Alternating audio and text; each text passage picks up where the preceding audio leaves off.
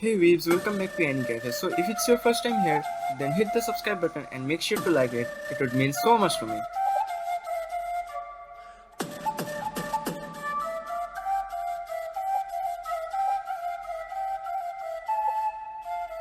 So it's a new season and it's time to update your waifu list by adding new names and faces to it. So let's just forget all the past traumas that the spring season gave us and well, you know what I'm talking about. And if you don't, then check out this video. So just pause your hentai and let's dive into the video. Wait a minute, it's not hentai, it's Mushoku Tensei. Well, the most perfect isekai is back. Of course, I'm talking about the new season of Mushoku Tensei that take us to a new journey with Rudeus, our main protagonist, and the second season is better than ever. The animation is gorgeous and the quality is alone the proof that how ambitious this project is.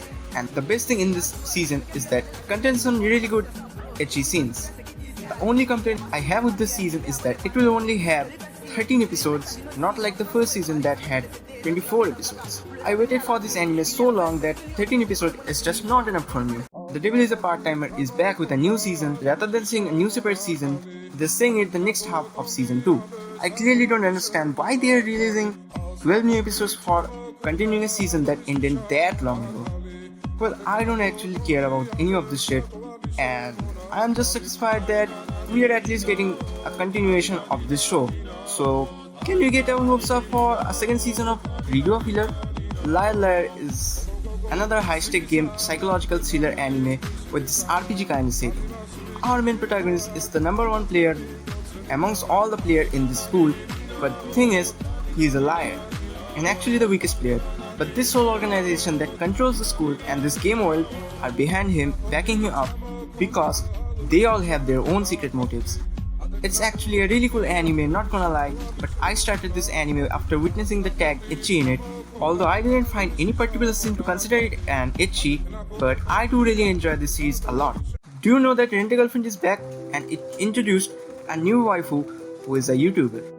Look, there's always debate going on in our community about who is the best girl of Rent-A-Girlfriend, and I'm not going to say anything controversial, okay? Because I don't want to die. But we can all agree on something that Mami is the worst girl, and this season did a very good job by completely ignoring her existence, really. Rent-A-Girlfriend is always called trash by every freaking weeb, but deep down we all know that it is a masterpiece that will go down in history of anime. So I call it a trashterpiece. Zone 100 Bucket List of the Dead had the chance to become the Oshinoko of this season with its impactful first episode and unique and promising storyline, but unfortunately it fell out of the bucket of its audience because of its bumpy road filled with delays, and believe me, it is frustrating when you're eagerly waiting for the next episode and almost every week you just had this news that the episode is getting delayed. But still, it holds the spot of one of the best original titles after Oshinoko in this year. So don't sleep on it just because almost every other episode is getting delayed. Wait for it to get over and binge the whole series. Do you know that there's another series that deserves to get binged?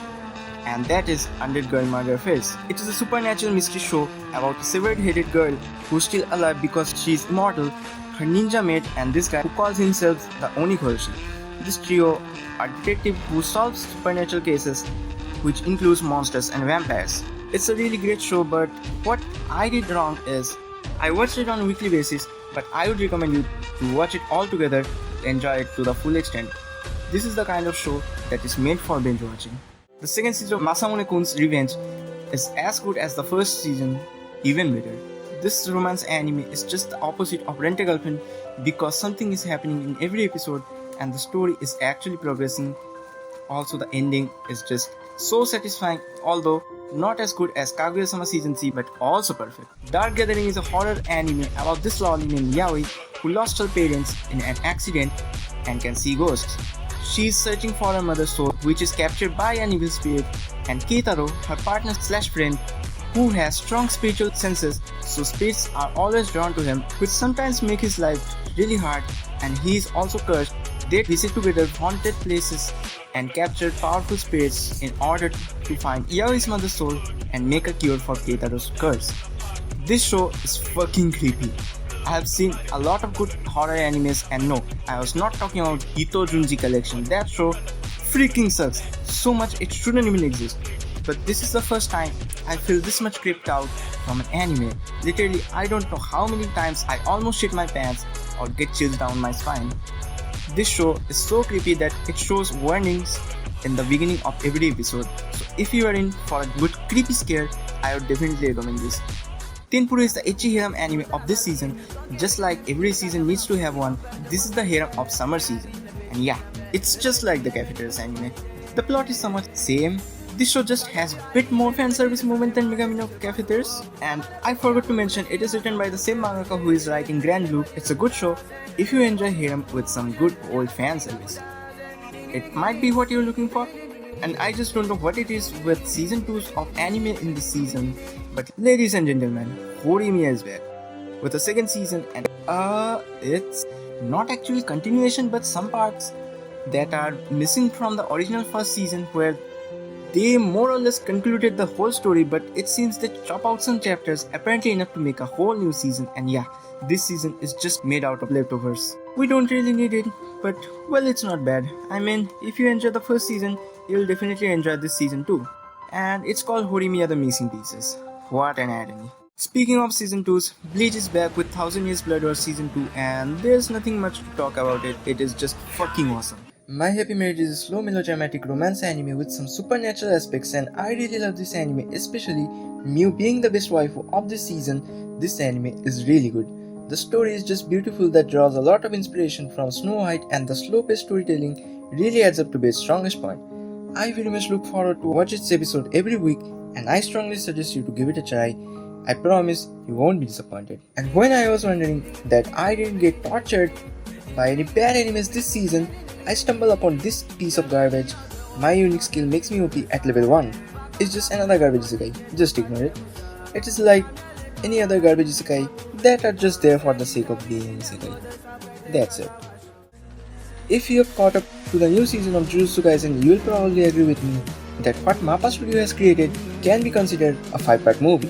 It's very clear that they are paying a huge amount of attention to the details while keeping in mind their past experiences with the season 1 and shows like Chainsaw Man, where they take a lot more cinematic approach with an attention to movie-like details.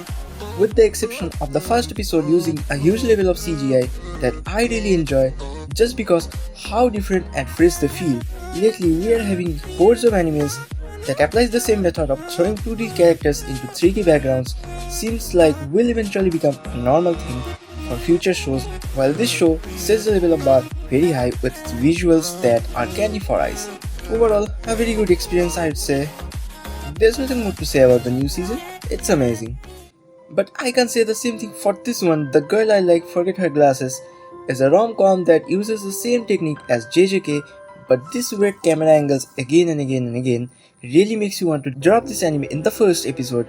Although this is visually really well made, but these weird camera angles going round and around can throw you off.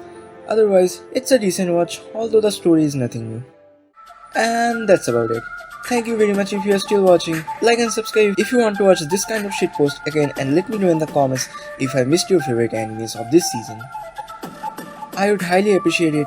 A big shout out to my friend/editor Rishu. Take care. Peace out.